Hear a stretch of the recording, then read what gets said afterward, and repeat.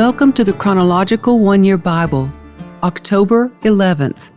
Today's reading is Mark chapter 7, verses 24 through 30, Matthew chapter 15, verses 21 through 28, Mark chapter 7, verses 31 through 37, Matthew chapter 15, verses 29 through 31, Mark chapter 8, verses 1 through 10, Matthew chapter 15, verse 32 through chapter 16, verse 4, Mark chapter 8, verses 11 through 21, and Matthew chapter 16, verses 5 through 12.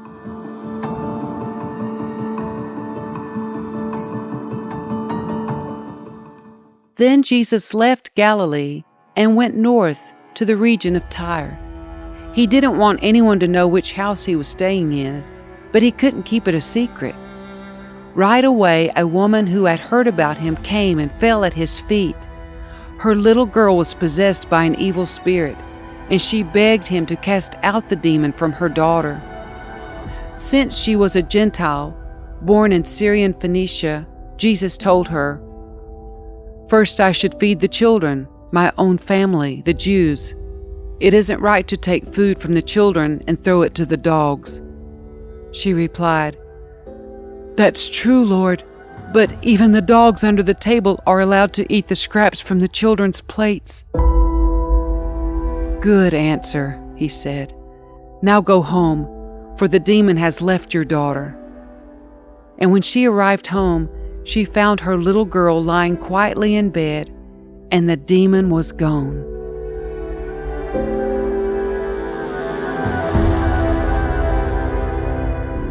Then Jesus left Galilee and went north to the region of Tyre and Sidon. A Gentile woman who lived there came to him pleading, "Have mercy on me, O Lord, Son of David, for my daughter is possessed by a demon that torments her severely." But Jesus gave her no reply, not even a word. Then his disciples urged him to send her away. "Tell her to go away," they said. "She is bothering us with all her begging." Then Jesus said to the woman, "I was sent only to help God's lost sheep, the people of Israel." But she came and worshipped him, pleading again, "Lord, help me." Jesus responded, "It isn't right to take food from the children and throw it to the dogs."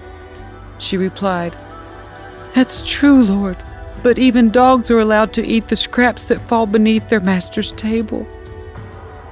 "Dear woman," Jesus said to her, "your faith is great. Your request is granted." And her daughter was instantly healed.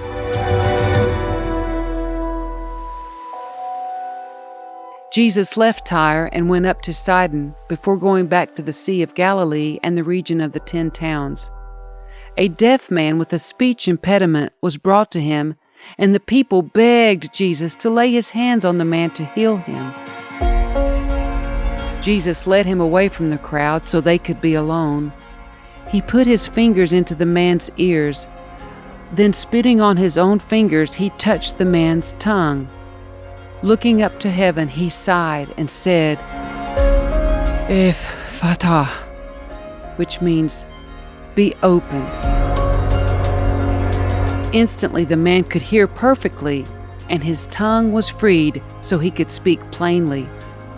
Jesus told the crowd not to tell anyone, but the more he told them not to, the more they spread the news. They were completely amazed and said again and again, "Everything he does is wonderful. He even makes the deaf to hear and gives speech to those who cannot speak."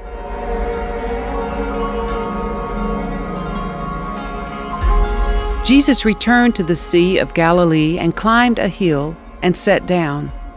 A vast crowd brought to him people who were lame, blind, crippled, those who couldn't speak, and many others. They laid them before Jesus, and he healed them all. The crowd was amazed. Those who hadn't been able to speak were talking. The crippled were made well. The lame were walking. and the blind could see again, and they praised the God of Israel.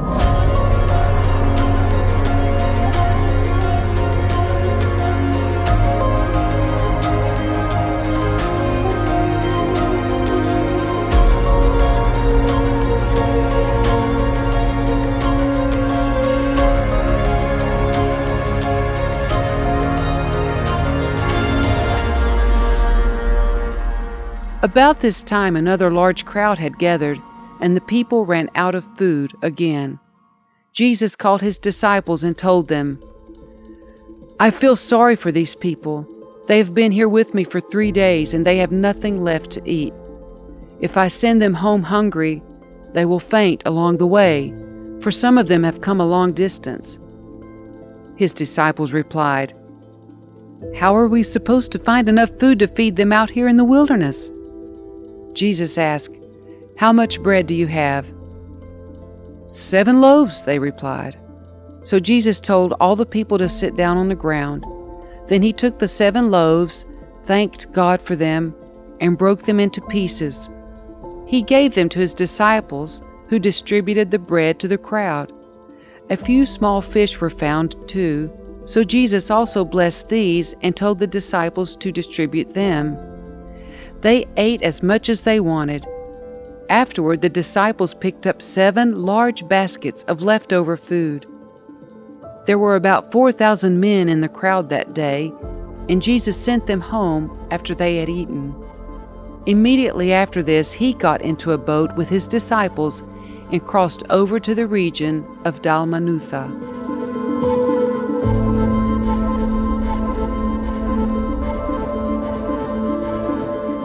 Then Jesus called his disciples and told them, "I feel sorry for these people.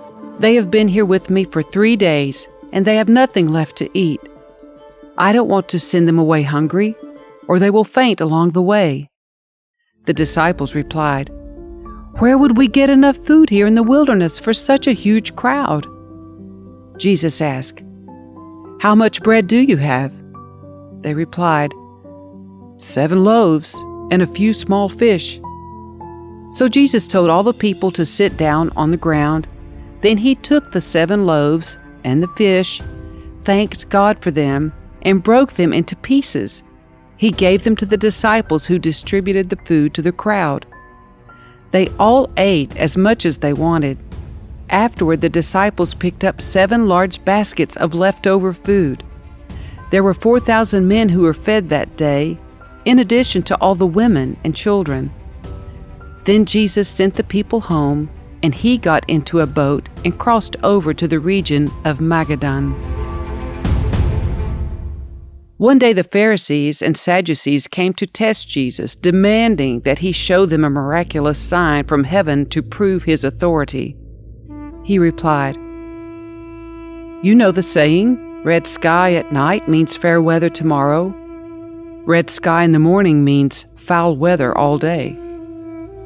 You know how to interpret the weather signs in the sky, but you don't know how to interpret the signs of the times. Only an evil, adulterous generation would demand a miraculous sign. But the only sign I will give them is the sign of the prophet Jonah." Then Jesus left them and went away.